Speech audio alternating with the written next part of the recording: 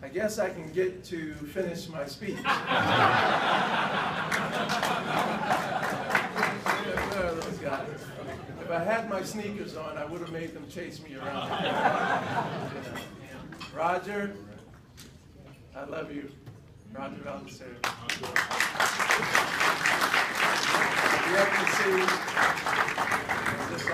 I've yet to see John Heisler, but is John here? There you are. I love you too.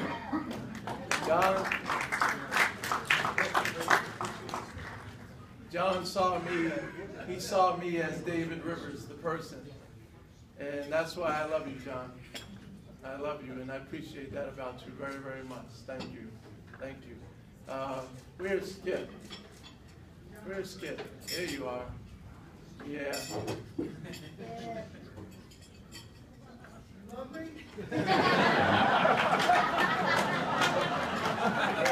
I'm trying to remember the poem I wrote about you.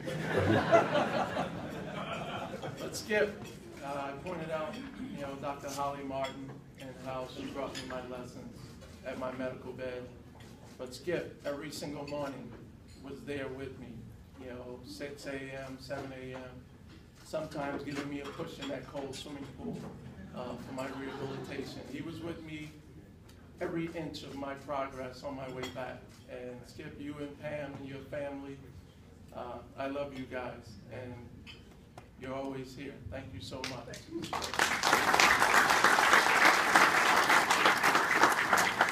What can I say? This guy over here in the corner. Don't start.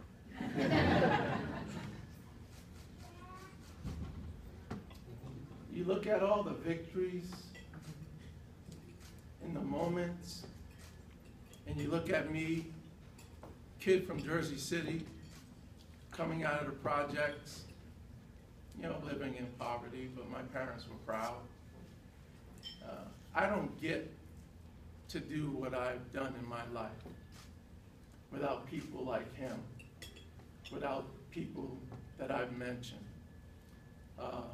Every day I'm conscious of where I come from, and I'm conscious of the people that helped me become who I am right now, and I don't take it for granted.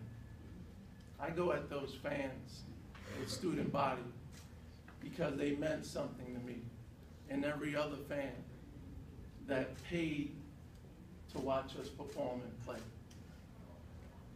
I came from two parents that worked hard, and so I was always conscious of people, coming out of their pockets to pay their money, to get tickets to watch me play.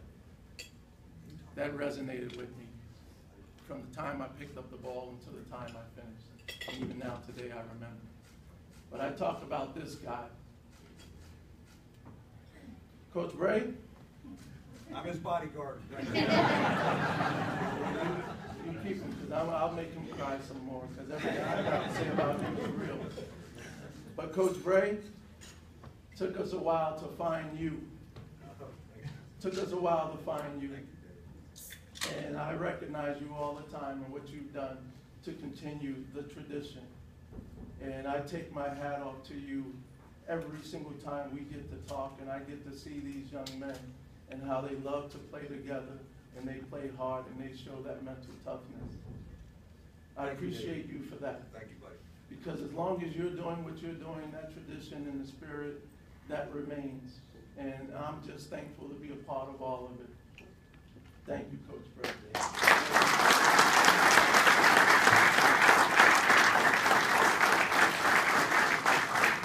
And all of you guys for being here.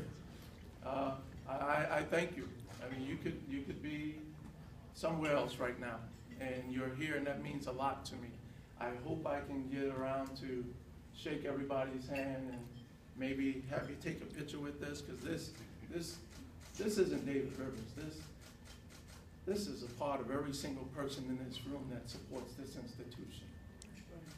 It truly is, and I recognize that, and that means so much to me. I carry Notre Dame with me everywhere I go, and I'm proud to have contributed to this great institution. And I thank you all for being here and being part of this moment. Thank you so much. I'm going to make you cry. Let me say this. When we recruited this guy back in Jersey City, in St. Anthony's in Jersey City, and Bob Hurley Sr., the coach, is no different than when Mike Bray played at the Matha for one of the great legends, Morgan Wooten. But I'll say this. What was interesting today, Pete Gillen, who was one of my assistants, was a hell of a high school coach in New York City in the Catholic League. He knew Bob Hurley Sr. So when it came time for us to go get this guy, and in David's house, he's being humble. Some 23 people living in that home, aunts, uncles, brothers, sisters, whatever. We met in Hurley's house. And what was incredible about that, when Pete and I walk in, here's David and here's Coach Hurley, but these two little kids are sitting on a couch, and I'm saying they got to be 8th graders or something. And what are you two little brats doing in here? That turned out to be Bobby Hurley and Danny Hurley, who today are coaching at Arizona State and Rhode Island. But I'll say this, I'll be honest about this. Danny Hurley was going to be a freshman. David was a senior. Danny Hurley was ready to come here, but David's had another year, and that's why he went to Duke and started for Duke. But I got to say this. David's dad, Willie, was unbelievable behind the scenes. Quiet, a father with a family in the home, no matter what the conditions were, they had value. And you heard those values today when it came to the Almighty, before he talked about anything. So when I look at this guy coming here, and I said this to people, they still don't believe me. He's the best player I ever coached. Why? And we had some great players like Adrian Danley, Kelly Tripucka, we can go John Paxson, Shoemake Brokaw, who beat UCLA. What this guy had was instincts on the court that he not only knew as a point guard quarterback what his 4 teammates were doing, but what the other 5 were doing on defense. And you can't teach that. He knew what 9 guys were doing, and he had the ball. And he knew if he took one more dribble to the right, and Kenny Barlow will tell you this, he would see a gap, throw a pass, and the first time we scrimmaged with this guy, he hit Tim Kempton in the nose, and it's bleeding, and David looks at him like, you just took an assist away from me.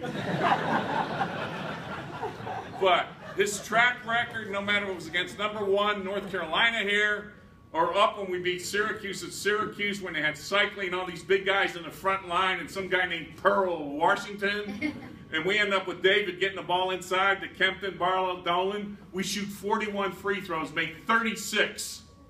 And I said this, if they ever kept assist points like a 3-point shot, or like a 3-point play, or like a layup score, this guy today would still have more points with career, to me, his points and assist points than any other player in this history, including today. So what I love about this guy is once he was done with basketball, he decided to play the game of life, but to share it with guys who gave up basketball because they're too old, and teach them how to still have a game of life to survive. And boy, that's a lesson when he said about Father Hesburgh today, and what Hesburgh's vision was and Hesburgh's dream. This guy is one of the disciples of Father Ted Hesburgh, and that's why I love him. Thank you.